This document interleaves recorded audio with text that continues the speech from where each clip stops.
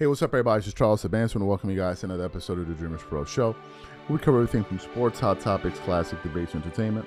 And we give you guys a fresh perspective on things and how we see them. And today we got a hell of a show for you guys. Before we get into it, please make sure you like the video and sub to the channel. Also, be sure to follow me on Instagram. My handle is CTABANZ. Yo, it looks like people are finally having enough of the Kobe Bryant disrespect. And finally, people are beginning to step up and speak up.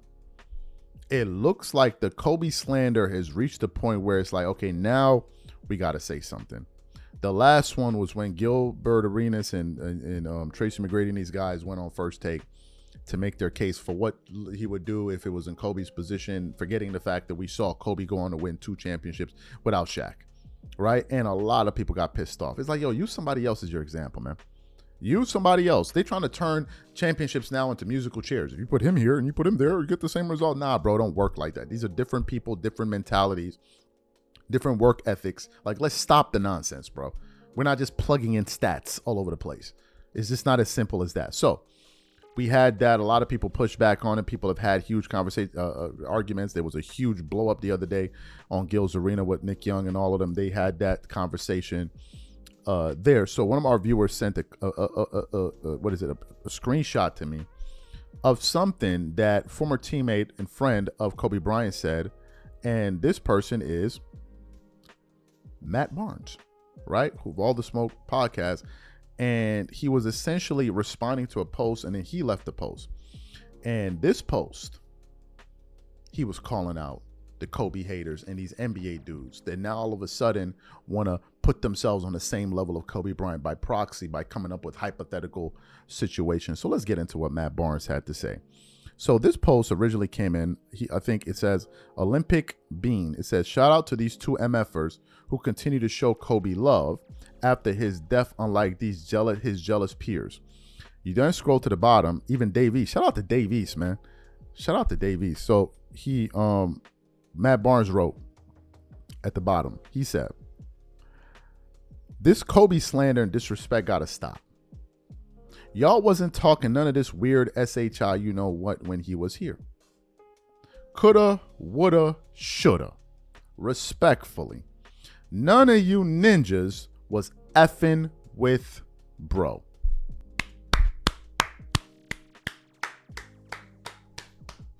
Let's give Matt Barnes and Steven Jackson and all of these cats they flowers, bro, for keeping it a stat. Let's give them they flowers. What Matt Barnes, what Steven Jackson and these, because Steven Jackson always been holding it down for Kobe. I never knew him and Kobe were actually cool until I saw him on the Bryant Scott, when they were kids, show when he was talking about it. But these dudes be keeping Kobe alive. Whenever they be having these conversations, he always say, rank your top 3. Kobe, Jordan, they always give Kobe their respect. Now, some people say, well, because Matt Barnes played with, but son, Steven Jackson didn't. And Matt Barnes and Kobe had issues on the court. We already saw that video. But there was a deep level of respect there. A deep level of respect there. So shout out to Matt Barnes for holding it down for Kobe. Let's get to what he said. This coulda, woulda, shoulda. Now it's turned into, if I had this and I had that and I would be this and I would be that. No, it would not be that, bro. It would not be that. Do you know why? Because when Kobe was in those situations, he delivered. What's to say you would have? How do we know that? What other evidence do we have to say that you delivered? I didn't even know that T-Mac took it as far as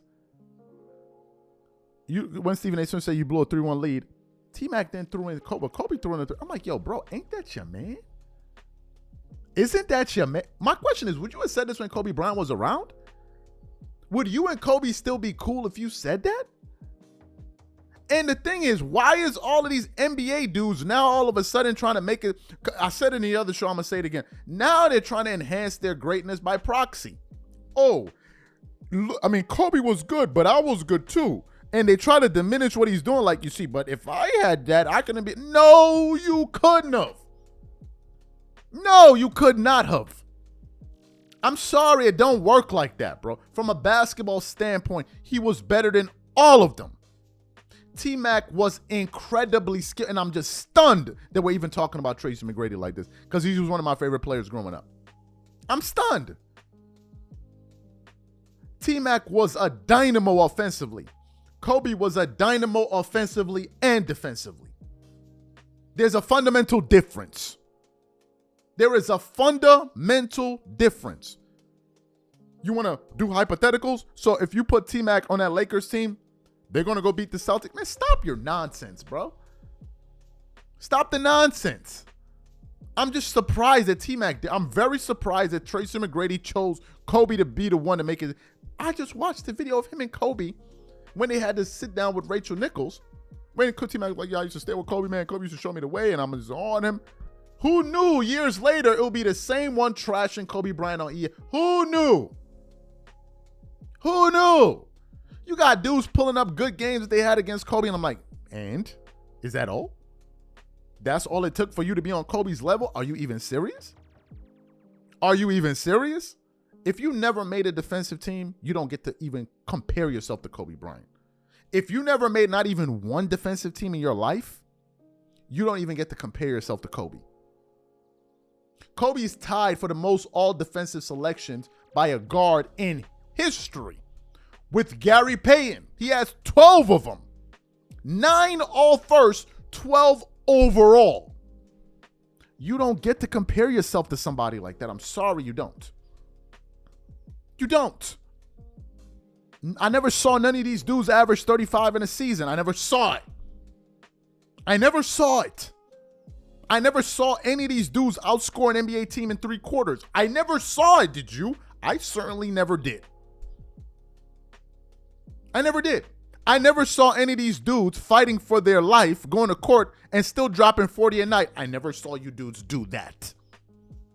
I never saw that level of mental toughness. I never saw it. And finally, I never saw Kobe make excuses like a lot of you are. Oh, I didn't win because of this. Oh, I didn't win because of that. Oh, I never heard Kobe make excuses. I saw Kobe break his finger, put some type of apparatus on his finger, and go out and win championships. That's what I saw Kobe do. I saw Kobe stand up there with a torn Achilles tendon, walk to the free throw line, and shoot free throws on a torn. You saw Tyrese Halliburton, how they were hauling him off the court. Kobe stood up with his own volition and with his own will, walked to the free throw line with a torn Achilles tendon and shot free throws, made them both, to show people and kids all around the world that your mind over matter.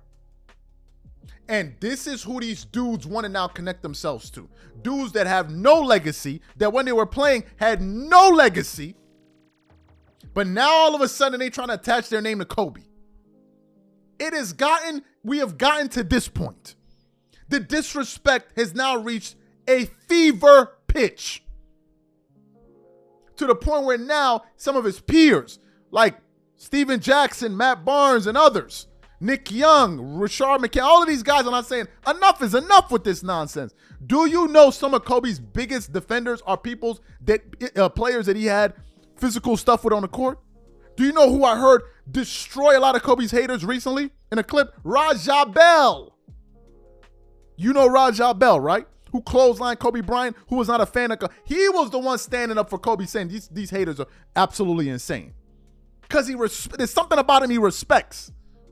And these guys are now trying to tear it down. When have we ever heard anybody talk about these dudes that be talking about Kobe with any level of respect? When? Where? Who? Who did it? Where they say it at? And I think we need to start having this pushback. Enough with this clown. Enough with this clown. You got people clowning Kobe. You got Jim Jones running out there, jumping out the window, talking about he made Nas viral. What's next, bro? What is next? Where are we going with this right now? Unbelievable. I'm going to send this video to Matt Barnes and Steven Jackson. I don't know if they're going to see it, but I'm going to send it to them. Shout out to y'all for keep making sure y'all keep Kobe's legacy alive, man, because there's too much sucker going on. Everybody the new come up now for NBA dudes is, Kobe was good, but see what I did. I mean, I might have, could have, would have, should have. I could be good as Kobe. This is where we at. We got made out the first round being compared to people that beat more 50-win teams in a 2-year window than Magic Johnson. This is where we are, folks. With the Kobe Bryant disrespect. We have reached this level. I'm done.